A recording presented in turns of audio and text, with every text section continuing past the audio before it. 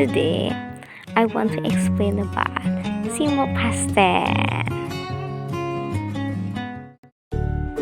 The simple past tense shows that you are talking about something that has already happened. Nah, jadi kalau untuk simple past tense itu mengacu pada suatu kejadian yang sudah selesai, sudah terjadi di masa lalu. Unlike the past continuous tense, which is used to talk about past events that happened over a period of time, the simple past tense emphasize that the action is finished. Nah, kalau dalam past continuous tense itu mengacu pada kejadian yang masa lalu yang sudah terjadi dan masih terus berlangsung pada periode tertentu. Kalau dalam past tense dia mengacu pada sebuah kejadian yang sudah selesai. Nah, kemudian you can also use the simple past to talk about a past state of being, such as the way someone felt about something.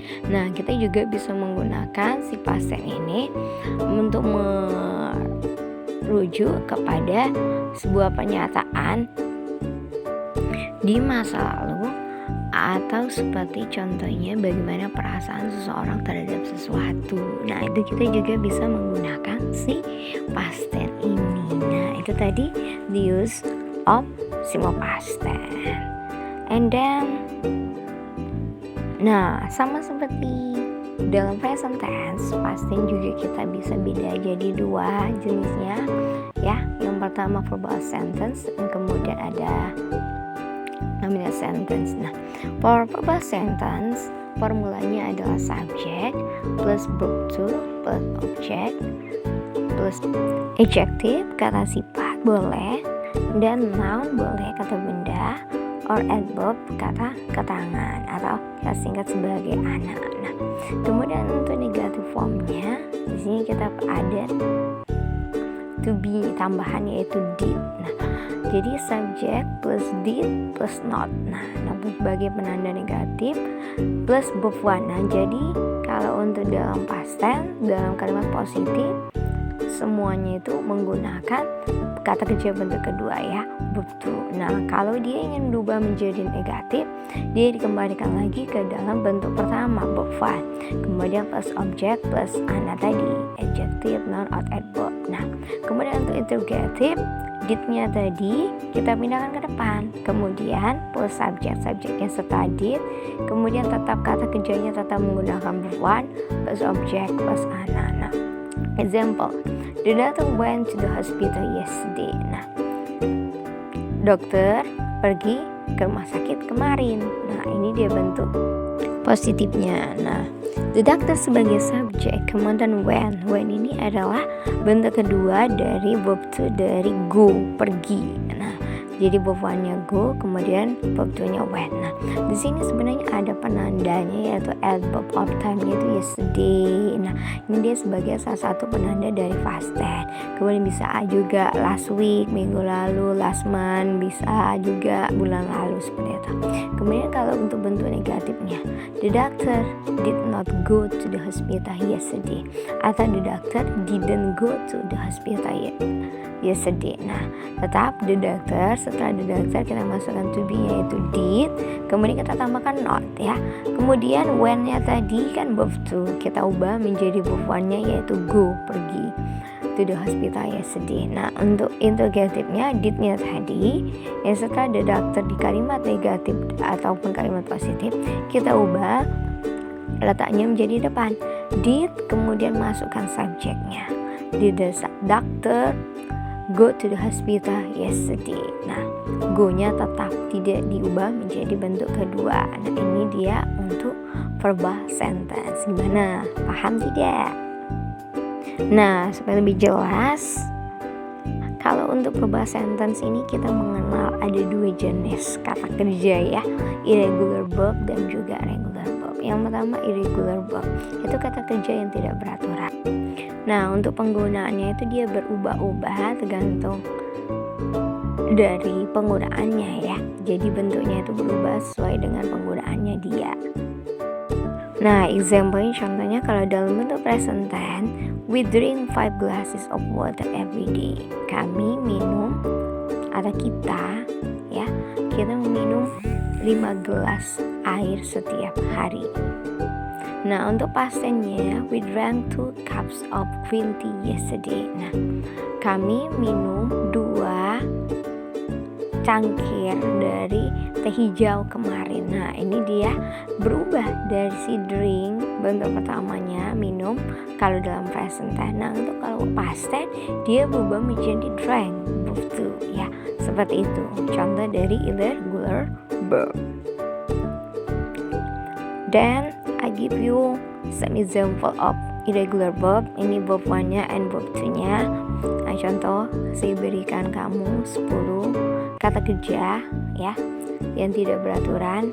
Contohnya eat, makan menjadi eat, kemudian sleep, tidur menjadi sleep, break, rusak ya menjadi broke, kemudian bring menjadi broke, membawa artinya, kemudian buy menjadi wolf, kemudian think menjadi thought ya, kemudian catch menjadi caught, kemudian come menjadi came, and then draw menggambar menjadi drew, kemudian swim berenang menjadi swam. Ini adalah contoh dari beberapa kata kerja yang verb-nya dan bentuknya tuh berubah ya. And then regular verb. Nah, tadi kalau irregular itu kata kerja tidak beraturan. Nah, kalau regular verb ini kata kerjanya beraturan.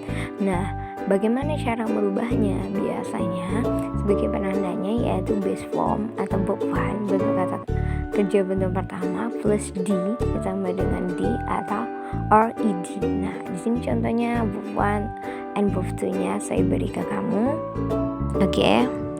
Verb one-nya accept, menerima menjadi accepted.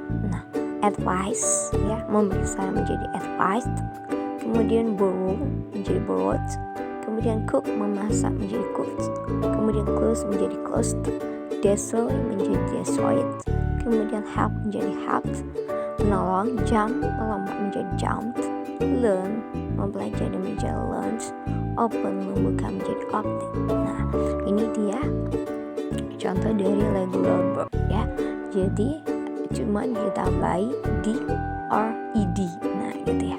Ini sebagai penanda dari regular verb. Nah, ini cuma kita pakai dalam verbal sentence of past tense. Nah, coba dihafal ya. Bisa juga kalau misalnya kamu memiliki kamus, biasanya ada di tengah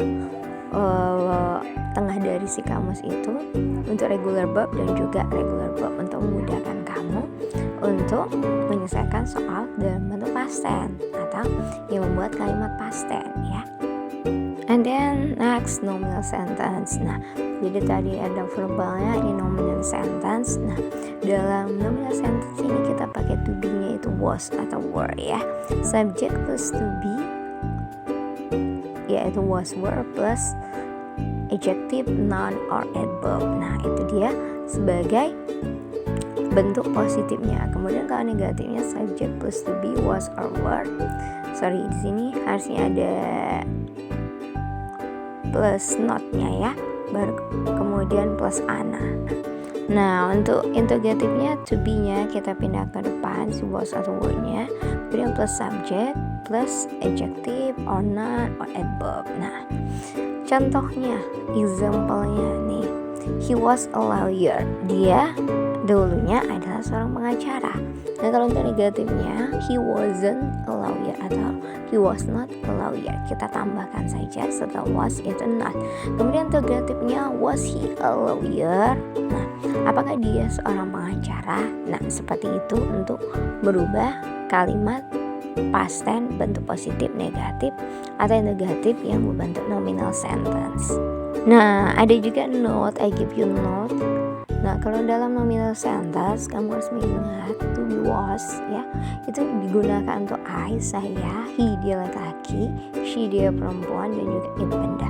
Kemudian to be were itu digunakan untuk you, kamu, they mereka, kemudian we kita. Nah, that's all my explanation about past tense. Gimana? Semoga bertambah ilmunya ya. Oke, thank you for watching. See you on my next video.